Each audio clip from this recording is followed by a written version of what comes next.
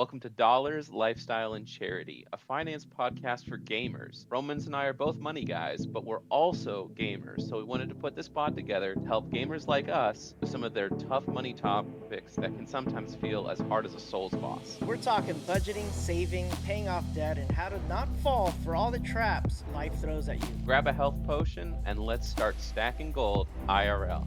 This is DLC, a finance podcast for gamers. Welcome to Dollars, Lifestyle, and Charity, a finance podcast for gamers. I'm Scruffy, this is Romans, and today we're going to be talking about Gamescom 2025. Super excited. A lot of really great things that came out that I'm super excited for. Also some kind of middling stuff, but we're not going to talk about that today. Today we're going to be talking about what Romans and I are super excited for. Romans, what was the thing that captured your attention most in Gamescom 2025? Well, if we talk about it, then we're jumping ahead. But I'm just telling you the Well, just trailers. say what it is. We're not going to have to go into it. Just say what it is. I will tell you that the Lego Batman. I'll give you that. I think that. Okay. I won't say anything more because I want to keep going. Lego Batman. Yeah. All right, and Lego Batman was great. Yeah. And what about you? Yeah, that was probably my favorite game announcement. I'm a sucker for the Lego games, and this one I'm really excited about. So, yeah, The same answer. Gamescom. I'm not gonna lie. No, it's just funny. We're so similar in that regard. It's funny. Yeah, and so different in so other ways. Credit cards. Anyways, moving on to probably what is the biggest announcement of Gamescom in my eyes. Silksong. Silksong when? Silksong September 4th. We finally have a date after 6 years of development. We are getting Silksong in 2 weeks. 2 weeks. I think you're assuming people know what Silk Song is. Who know? Okay. What the heck is Silk Song? Is that like how you make clothes? Is that like a manufacturer? Is it a clothing game? I trust our audience to be in the know. We're all gamers here. We know what Silksong is. Hollow Knight sequel, follow up to Hollow Knight.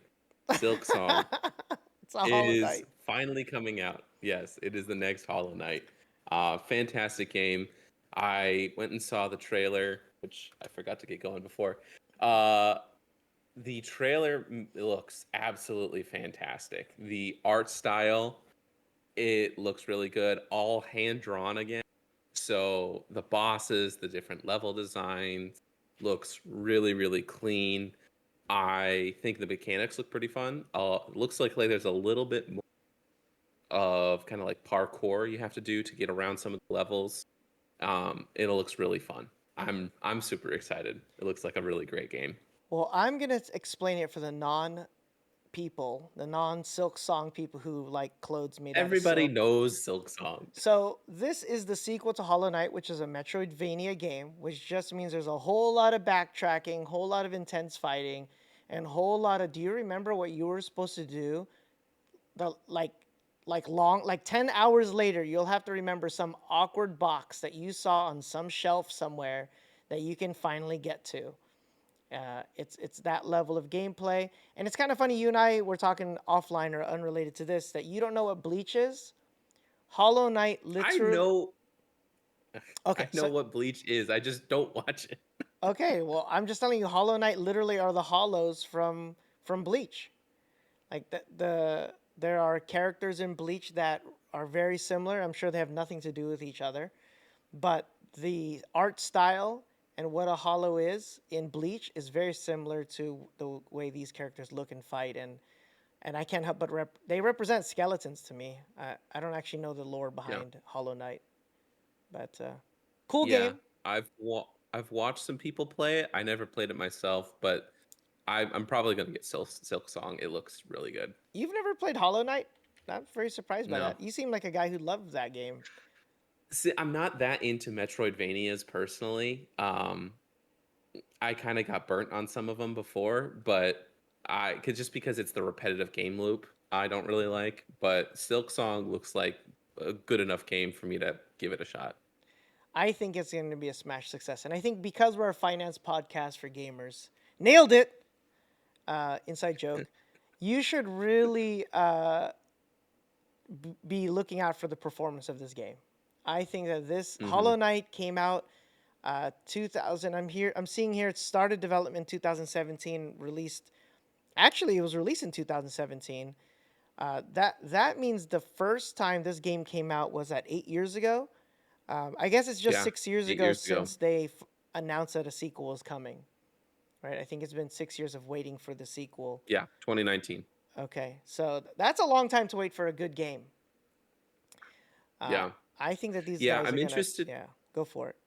I'm I'm interested. I think we're gonna see because it's still an indie game, but I think we're gonna be able to see what some of these indie developers can do with a little bit more money behind them. Because Silksong definitely is, Hollow Knight was massively successful. And I think if you watch the trailer, you can definitely see some of the quality improvements they made to the game while still keeping the same spirit. I think this is going to be one of those indie games that really shows what indie developers can do when they have money behind them. Yeah, so it sold 15 million copies, the first one. That means Dang. that technically there was 15 million players, and the average sales price was hovered around $15 to $35.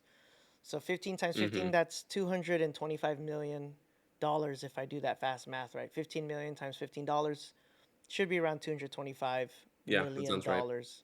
So an indie game, flashback to a prior episode, made $225 million. Anyways, that's a lot of money. So that means Hmm. that this game will probably make that same amount, probably more. I'd probably assume they're going to sell Probably it for more. more than $15 and they'll sell more copies. So, wowzers. If I could buy stock, I would buy some in the Silk Song if you could. Yeah. Yeah, I think it's going to be sold massively. I don't think it's going to be on any of the day one like game subscription drops. I know it's not on Game Pass, which is the one I personally have, but I didn't see anywhere else where it's going to be a day one drop. So some of some companies do that to kind of boost sales, but I don't think Silksong needs to do that. I think the hype is big enough that people are all in, and I think it's going to be a really successful game, and I think it's going to be a really good game. Well, Team Cherry, the developers of Hollow Knight, also released free DLCs during its life Yeah. cycle. So I think that's Interesting. where Hollow Knight built such so they made a fantastic game, and selling it for $15 for an indie game that's this deep. These guys really like you made $225 million, and instead of being the greedy way, let's pump those numbers up. We can make it 500 million. I think that's why this game is going to really outperform. Uh, Silksong will outperform Hollow Knight the original because this development company seems really loyal to their gamer base and really thankful and Yeah. grateful. The fact that they made DLCs free, I think, is uh, for the most part pretty awesome. So good on them. So let's talk about the next game because this next game I cannot believe how well it is, and we Yeah. are definitely adult gamers. But the next game, Lego Batman: Legacy of the Dark Knight. This game, it already seems like a masterpiece. Oh Just yeah. it seems like they really went. They have full. It looks like they have full range of the entire Batman saga. It looks like they have it in. It looks like it's covering pretty much everything from I think Batman precedes my existence on this planet, but I think this game captures everything about Batman my entire life. Yeah. So you might say, "Man, I wish it was real life Batman," but I got to tell you, I love Legos, and it's the entire life cycle of Batman. And it looks like it's every story I've ever known, and I'm sure there's going to be stories I've never heard of. In Yeah. that trailer, if you pay attention, it's every major TV show and movie ever made, including it looks like some comic book lore, like literally from the comic books as well. Yep. Phenomenal. Financially speaking, again, if I could buy stock in Lego Batman, I would. Is Lego public? I don't know if Lego's a public company or not. You might be able to. Uh, I don't I don't know, know. but I do know that the price of Legos outpaced the price of gold. Oh my gosh. It's Lego and Warhammers, the most expensive pieces of plastic we'll ever see on the face of the earth. Lego is still Insane. family owned and operated. Really? That's Yeah, actually so really interesting. yeah, and I think it's European if I'm not mistaken. I think it's owned by a European Yeah, family. I think it's Danish, if I remember. Danish or yeah, I think Danish or Norwegian. I can't remember which. Hmm. Um, but I think I remember hearing something about some of their first stuff being in the Netherlands, but I can't really remember. But yeah, Lego Batman. I'm all in. When I was watching the trailers, I was like, it's Arkham. Like Arkham but Lego. Like watching all the traversal elements of, setting up traps and stuff like that. I'm like, it looks like they've been able to take, everything we love about the Arkham games and the Lego games and bring them together. One thing I'm really interested to see is it looks like there's only like 9 to 10 playable characters. So that's vastly different from a lot of the previous Lego games. But it looks like each of the characters have a much more in-depth like tool set that you can use. So I'm really interested to see how that actually plays out. Um, and seeing what different suits you can get for the bat suits and stuff like that. Because I know, growing up, my first game I played growing up was Lego Star Wars 2 on my family's computer back home. I played it split keyboard back when you could do this, where someone had WASD and someone had up, down, left, right in the keypad, and you could play a two-player game on a desktop. I loved playing those Lego games, and Lego Star Wars Skywalker Saga was great, and it looks like it's only getting better with Lego Batman. So I'm super, super excited. I It looked think, open world. I think that's the part that blew me away about this specific Batman. I loved the Spider-Man games where you could just fight crime anywhere in the city. I mhm, think this game, I could be wrong, but it looks like it's open world. Which, if it is, that's it cool. does. Yeah, Yeah, it seems like it. I'm not always sold on open world games, but the previous Lego games that have had the open world elements, they've done it really well. And Arkham those are some of the best open world experiences you're going to have. Zipping around Gotham uh, in a Batmobile or gliding through the skyline. It's a lot of fun. I love the yeah. Gotham games. I'm pretty So sure the trailer showed many vehicles. I like that. I think it's the love hate relationship between the Batmobile that's like the tank, but I think it's yeah, cool. the Tumbler. The Tumbler, yeah. But I also drive a Cybertruck, hmm so I like ugly trucks. Anyways, moving on. So yeah, so I'm so pumped. I didn't see a release date. Did you? I just saw 2026. I don't think there's an Oh, official release date yet.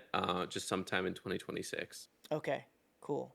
Well, But TT Games, the studio that usually does the Lego games, usually doesn't announce games too far in the early stages of the development cycle. So my guess is it's probably going to be late spring, early summer, unless there's maybe some stuff that happens that pushes it back into fall. But that's just my completely unsubstantiated guess. yeah, and the voice acting is amazing, by the way. I'm pretty sure they're using all the real voice actors from all the different. I'm Oh, sure it's the glorious. the quality of the acting. If Heath Ledger was still around, would literally be the voice of the Joker. So I'm sure hmm whoever's doing it's Christopher Nolan or some crazy voice actor that does everything.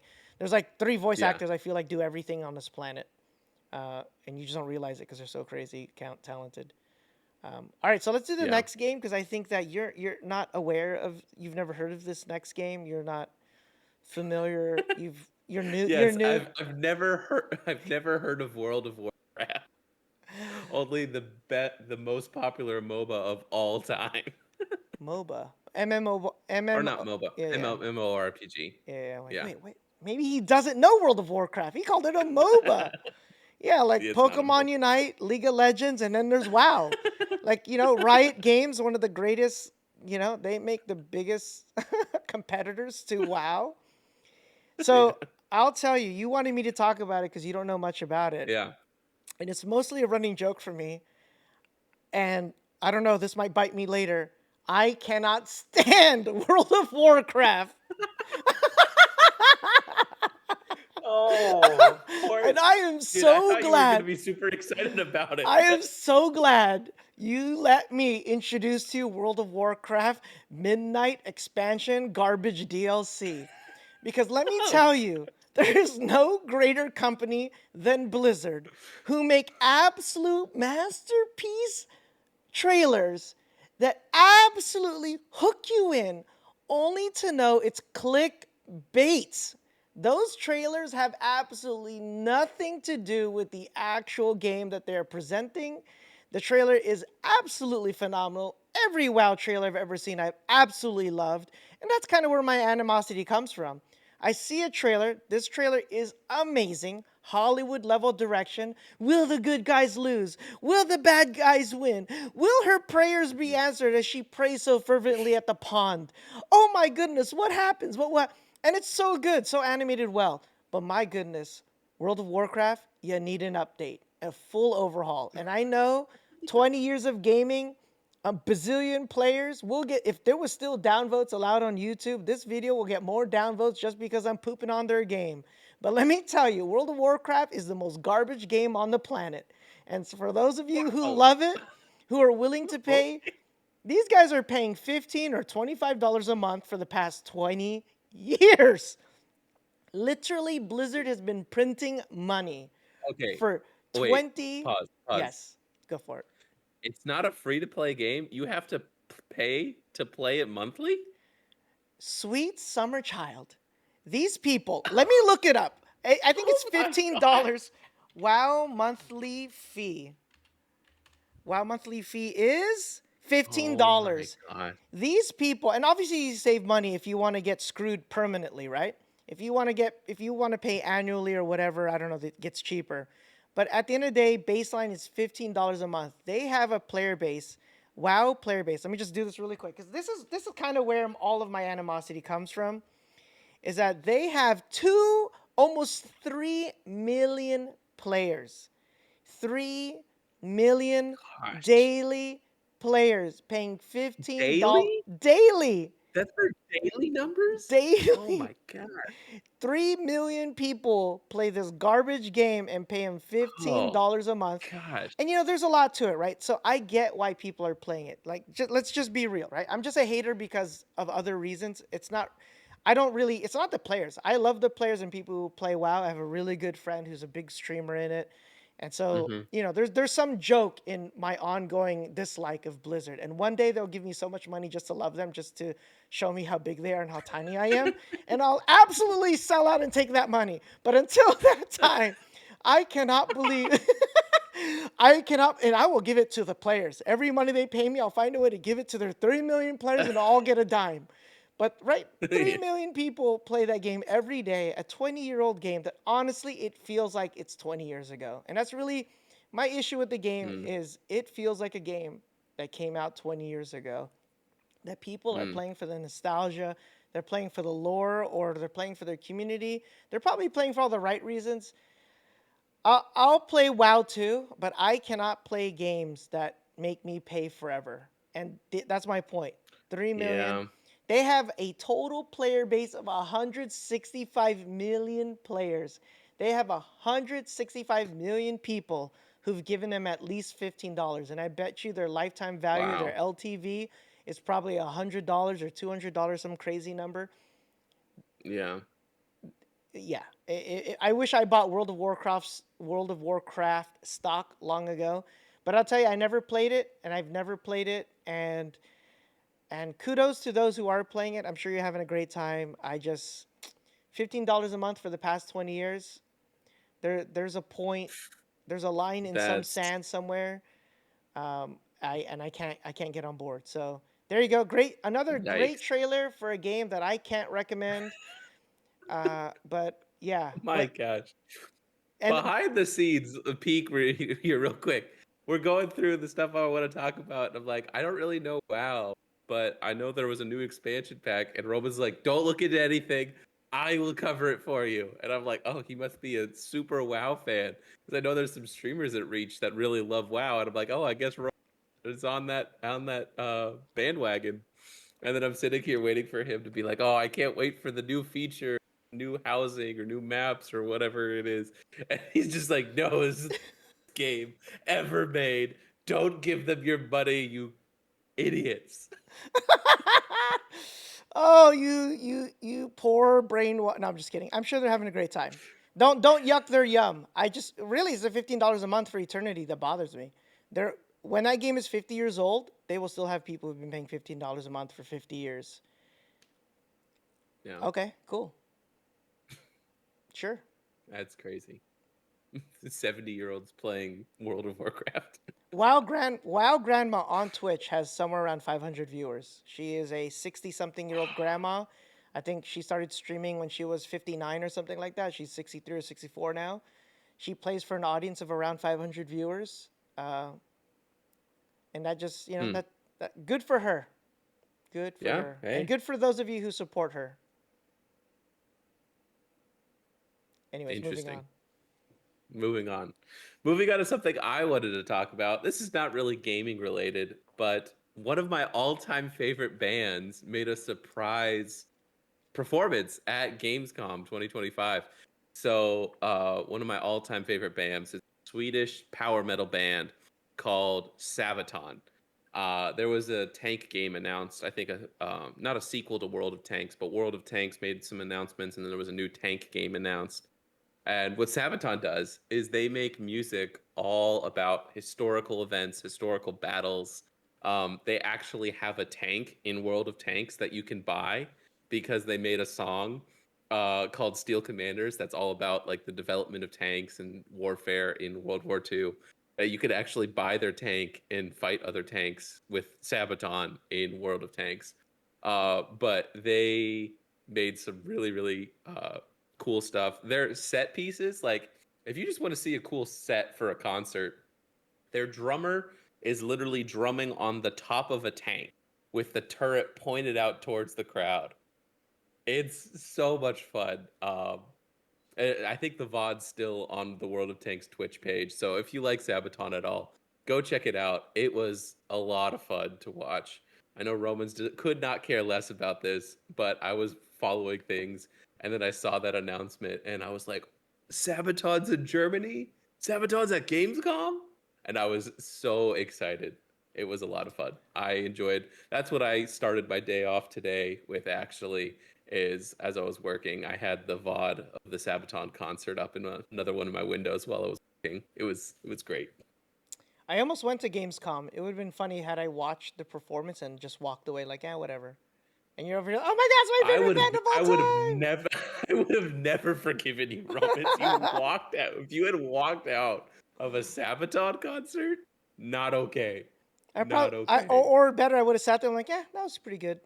Anyways, moving on. I plan on going to Gamescom next year. That's my plan to be there next year. So, opening night live, the Jeff Keighley thing, I want to see that live in person. Jeff Keighley really knows how to put on a show. Anyway, so next is a He really does. fun topic. We went from hot topic to cool Yeah, topic to yeah. another hot topic. Battlefield 6 versus Call of Duty Black Ops 7. They're duking it out. It's kind of funny to me because I just feel like these guys, like, it's like, why would competing brands, it takes so long to develop a thing. Why do they release Yeah. their content so close together and create this like wouldn't you want people both sides to buy it, but then you create this demarcation line where you really feel it.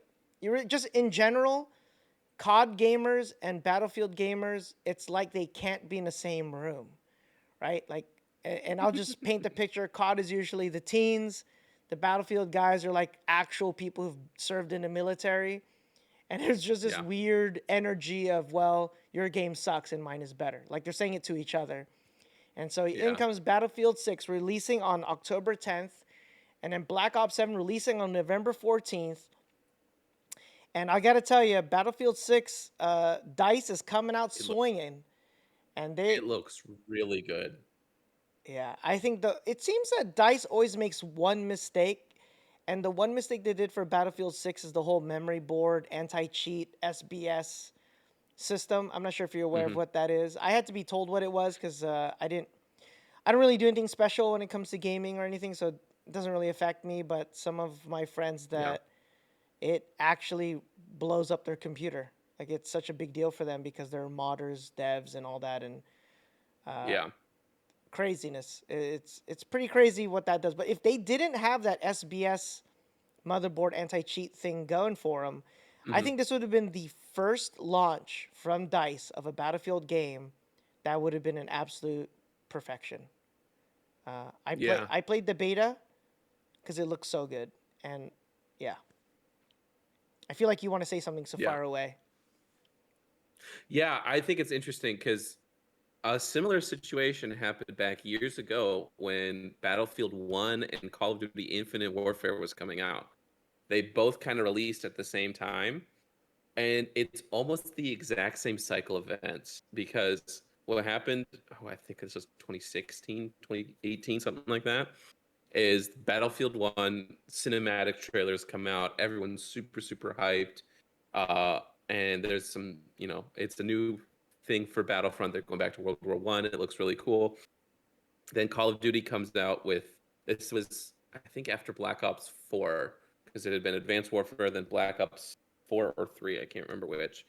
And then they announced Infinite Warfare, which is more of like the jump pack, mech suit, all that everyone hated about COD. And everyone was so mad at Call of Duty and was like, I'm going to play Battlefield 1. And it's funny because you're seeing the exact same reaction to the Battlefield uh, or Black Ops 0 or Black Ops 7 trailer. I don't know if it's still the top comment, but when I looked up the top comment, or I was watching the trailer for Black Ops 7, the top comment, most liked comment said, "This trailer made me pre-order Battlefield 6."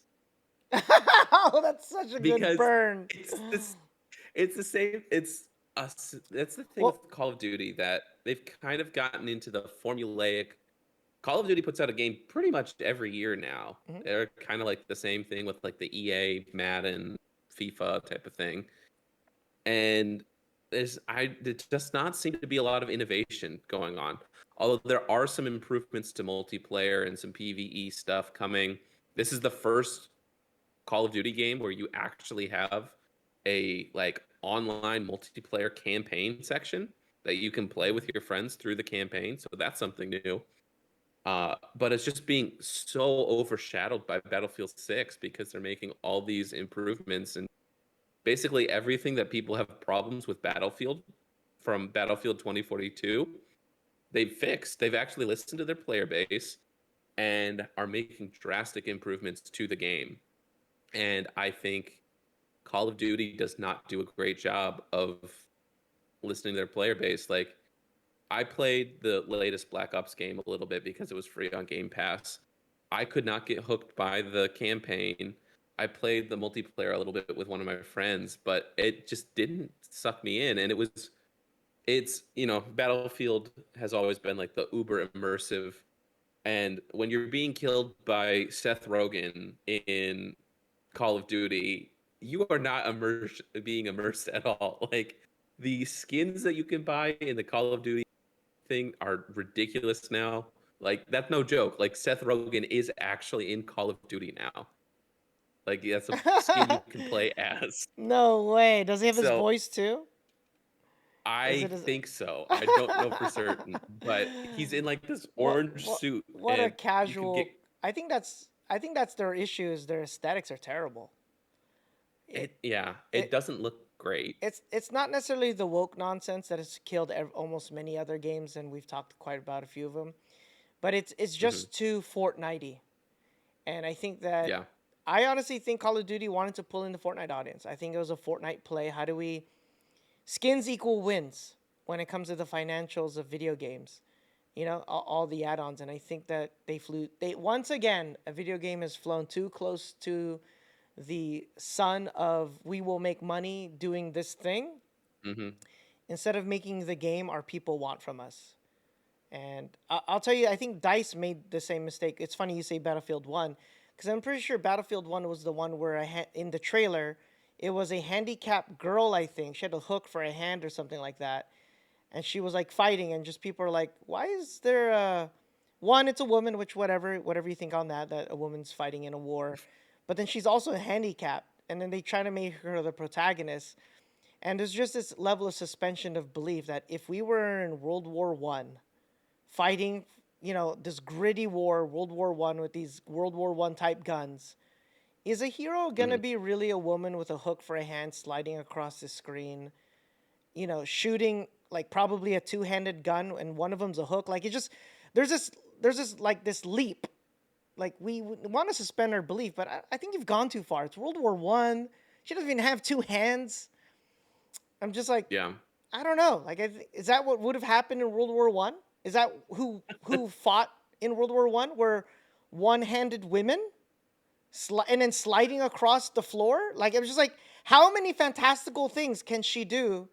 That was that really happening in World War One? So what did Battlefield 6 do? Battlefield 6 looks like a legitimate World War Two game.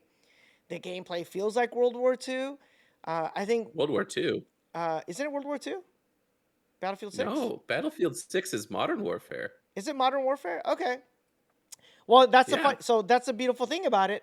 I played it, and it didn't feel that futuristic as Battlefield 2042. I guess when I'm comparing Yeah. 2042, literally felt like Space War.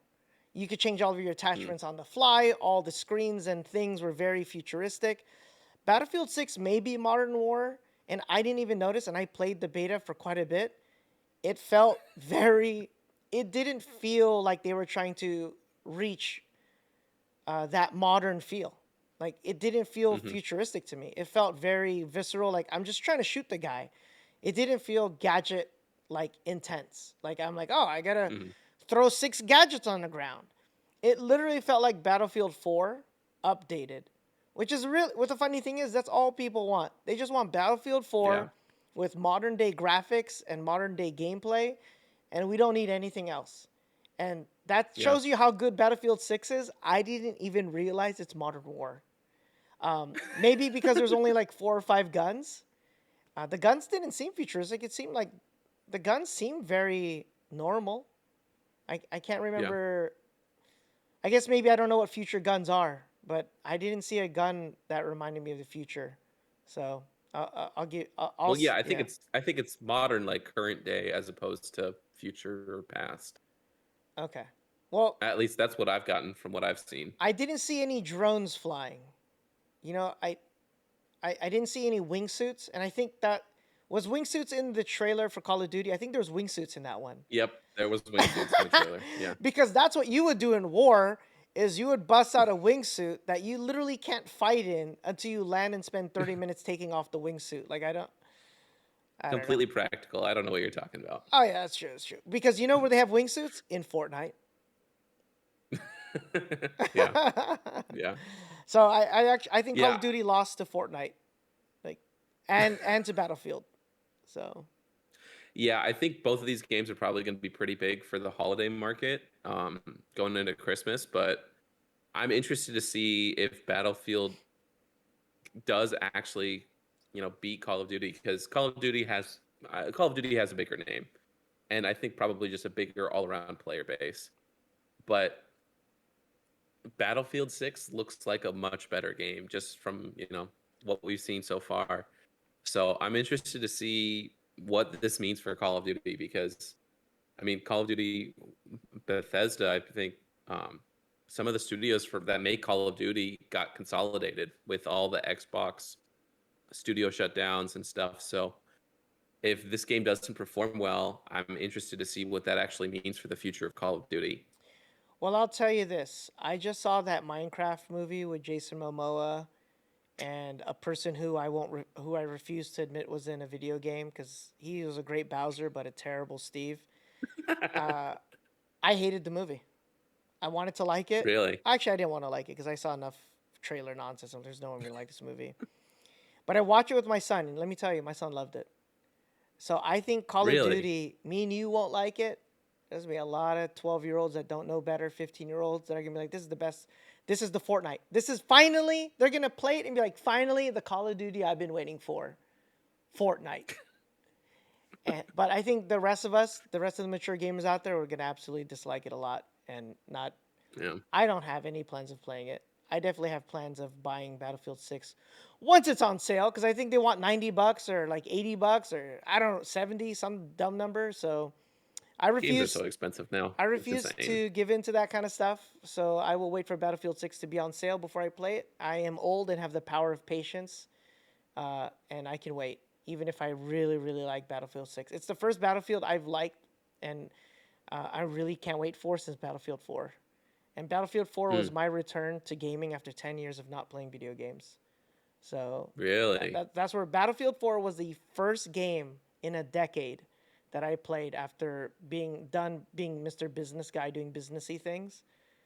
Yeah, Hmm. I skipped a whole PS3 and went straight to a PS4, and that was the first game I played, and I was like, wow, this game's amazing. Interesting. Yeah, well, we'll see if we can get a return to form for Battlefield, but it's going to be interesting to see the two games duke it out and who will actually be able to come on top. Cool. All right, so for the next game, we're gonna do something totally different that we've never done before. I'm sure we've had previews playing while you're watching this episode, but we're gonna watch a trailer live on air, or you Hmm. know, now. So we're gonna play this trailer. It's 2 minutes live on air, as if though we're live. We're gonna play this thing and just react to it as it goes and see what happens. And you guys can all follow along and figure out what this game is with us. Here we go. Three, two, one.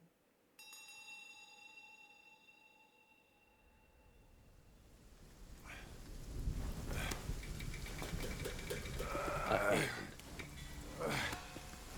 Brother! Oh, You know, help there's me stairs to the side, right? You ain't even trying! Who just It's went on took the me. stairs? graphics look pretty good. Look at that belly of yours! Where's the mountain? Oh, Hey? You're falling flat, losing again. the urn. Drop that codswallop. Master will take us back. As long as we keep that mountain in her heart. Hey, You're scolding, you're flogging, life spared. Why risk going back? This ways. We've got food on our table and Mocap looks really good for this. I'm having size issues right now.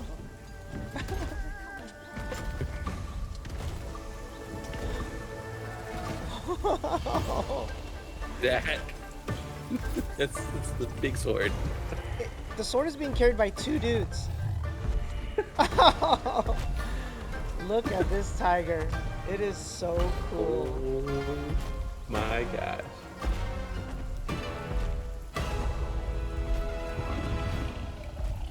Massive. What a great shot. That's really clean, man. Is that dude sleeping? Does he have antennas?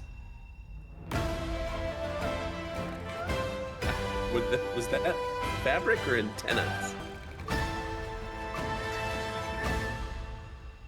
So cool. Zonghui. So that is the trailer for the new Myth Wukong. Yeah. So that's the sequel. How do you say that? Zonghui? I don't know. Zonghui? I'm not sure. But yeah, it got announced at Gamescom. Really no information other than that it's being made. Looks like they're gonna kind of stick with the same type of thing, with the Chinese mythology as kind of the main core of the game. So I'm interested to see what it looks like. I mean, Black Myth Wukong was a fantastic game. I know a lot of people that played it and absolutely loved it. Seems like the story was really, really good. I'm interested because Game Science, they're a Chinese game studio, aren't they? Yep, they sure are. Game Science, yeah, it's another Chinese-based game dev. They're really showing you how it's done, or showing all of us how it's Yeah. done. I have a lot. Yeah, I mean, Yeah, go for it. go ahead. Well, I just have a lot to say about how Game Science is pushing Asian mythology. I'll just say as a Christian, it's just for fun for me. There's nothing in it that impacts my beliefs, but I'll tell you, it's impacting millions of beliefs. That Really? Black Myth Wukong is basically Buddhism put on a really cool platform. And I Hmm. think it's a lesson to Westerns and really to Christians about how to make a good game good while pushing your agenda.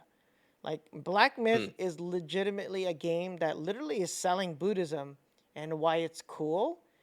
and it is just so, the gameplay is amazing. So at the end of the day, from a gaming perspective, Black Myth Wukong is a fantastic game, and it's such a basic. When you really think about what they're doing, they basically create somewhere around 70 unique bosses. I think one of the unique things that Black Myth Wukong Game Science does that's so well is that you're fighting 70 bosses, and all of them have some fundamental recurring themes to them. Mhm. But a simple boss you'll fight, or an enemy type, I don't know if they're called bosses, but whatever you want to call them, each one is unique. They took the time and Yeah. care to create basically 70 unique experiences across a game that has a pretty good story, and it sells that mythology really well. And Yeah. I think it's a lesson for Christians to make games that basically sell something that isn't even a myth, right? It's a Yeah. real faith and belief system, and all we can pump out are Veggie Tales. Like, you're telling me the best we could Hey, do is, hey, I like VeggieTales. Come on. yeah, because you're a Christian. But I'm just saying the secular world doesn't care about Veggie Tales. And I'll tell you, the Yeah. secular world, why do they care about Black Myth Wukong? They don't care about the Buddhism. They probably didn't even notice it. It's because it's a really good game. And so, Yeah. kudos to Game Science. They're showing game studios how it's done, how to take in a great story and make it awesome, make a game really fun to play. There's just so much to learn. So many lessons on how Game Science is doing things right. And here's a sequel, some cool tiger. Who doesn't like a cool tiger? You know what's cooler than a cool tiger? A giant cool tiger. You know what's cooler than a sword? A giant sword that has to be carried by two dudes while the dude sits in a chair, sitting on the chair is sleeping or whatever. That whole scene, and now that it's the second time I've seen it, I just realized what those dudes are doing. Those dudes look to be stealing from these giants in some kind of way. I didn't realize it the first time I saw it. I think they're there Mhm. to steal food. Because imagine you're a giant making bread. That bread probably could feed their whole village for a whole year. Um, Yeah. so totally interesting. And I know nothing about where they're taking that story. And I'm sure right now I on don't think. YouTube Yeah. there's some deep takes, and they figured it all out. Yeah. I think that's like literally the only thing that Game Science has put out about this game. Like, I don't think there's any new information. So, other than the trailer, I mean, there's no projected release date or anything. But um, yeah, I think it definitely Game Science has definitely made a good game, and I think your point is very good. I think Christians as a whole need to get to the point where we're putting out excellence, not just buying a game because it's a Christian, but creating and buying games because they're great games. Black Myth Wukong sold 20 million copies. Mm. So I want to look at the average price. It sold for, I imagine, 50, $60. Yeah, 50 or $60. 40. 60. Wow. $60 on average, and 20 million copies. There you go. That's that's a lot of That's some money. money. That's crazy. Um, cool. All right. Yeah. That'll be interesting. Yeah. There's one more game I wanted to get to, but also something fun that happened is the composer for Claire Obscure showed up with the uh, singer who actually sings the song, and they did a live rendition of the main theme at Gamescom. I thought it was really really cool, uh, and it was beautiful. One of my favorite things about Expedition 33 is how immersive the music is, and I think again this is a feather in the cap for more indie games. All of that music throughout that entire game was made by one person, like, and he composed everything and just absolutely knocked it out of the park. You don't need to have, it just kind of shows you don't need to have a whole team with everyone having their hands in something to make something beautiful and emotionally resonant. I believe it. That's crazy. That that Yeah. I can't believe one dude made all those songs. But hey, my one of my favorite composers made all the music for Hades. So I believe it. Some talented Yeah. people out there. Great. Very good. Yeah, so the last game, not a game announcement, but a DLC announcement. The new DLC for the Indiana Jones, the DLC is called The Order of Giants, came out. along with an announcement that it's getting a port over to the Switch, which is a pretty big deal. I'm interested to see if there's going to be a Switch 2 version with some of the updated graphics, because the Switch 2 definitely has some much better capability when it comes to graphics. Um, so I'm a fan of the movies of the Indiana Jones. I'm not a huge puzzle game guy, but from what I have seen of Indiana Jones, it looks like a really, really strong game. Um, it's actually right here. I just see it now. It is coming to the Switch 2, not to the Switch. So interesting. I guess that makes sense because That's of the classic Nintendo. graphical issue. Yeah, that is a very Nintendo move. That is such a typical, such a typical. Oh I boy. wonder if that's actually a technology issue or if it's just a money issue. No, it's a Nintendo issue. Nintendo probably told them, "Don't you dare let the Switch One play that game," to force Yeah. the narrative to buy a new Switch. And Nintendo is Nintendo is a love-hate relationship. I love parts of it, man, but I definitely do not like parts of that company. They just, there's a right way, there's a Yeah. wrong way, and there's a Japanese way. Nintendo does what they do and deal with it because they are who they are. At least you know who they are. Like Yeah. at least they're consistent. You know what they're gonna do. And what they're gonna do is Kirby Air Riders 2, which also looks very fun. Oh wow, I can't wait. there was the DLC actually, and not the DLC. There was a Nintendo Direct announced with that, so that's pretty cool. Yeah. All right. Cool. Well, I look forward to it. I'm not. The game looks more like a story game, and I loved Indiana Jones movies, but man, Harrison Ford's such a good actor. I'd rather watch him than play him. But if you Yeah, don't that's know true. Harrison Ford or you like puzzle games, you're gonna have a great time. Yeah, Indiana Jones. It looks really strong. The graphics look great. I know of some people that have played it and said the puzzle elements to it are really, really good. So it looks like it looks like the DLC is bringing some pretty good content alongside with it. So yeah. So that has been our overview of some of our favorite things at Gamescom. I'd love to hear what you guys are excited about. If there's we didn't mention, feel free to drop it in the comments. Let us know. Um, Romans, what have you been up to lately? I have a new toy that I can't wait to try, and I have it right here. It is a Drinkmates Omni Fizz. So Ooh, I've been flying, doing a lot of world traveling. There's one thing that changed in all that world traveling besides me gaining weight, which is terrible, or at least not losing weight, I should probably say, uh, is I like carbonated drinks.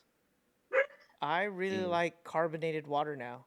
So, mhm. uh, and I like to min max my money. I realize how much money, as much as I love Costco, I saw how much money I'm paying for canned drinks.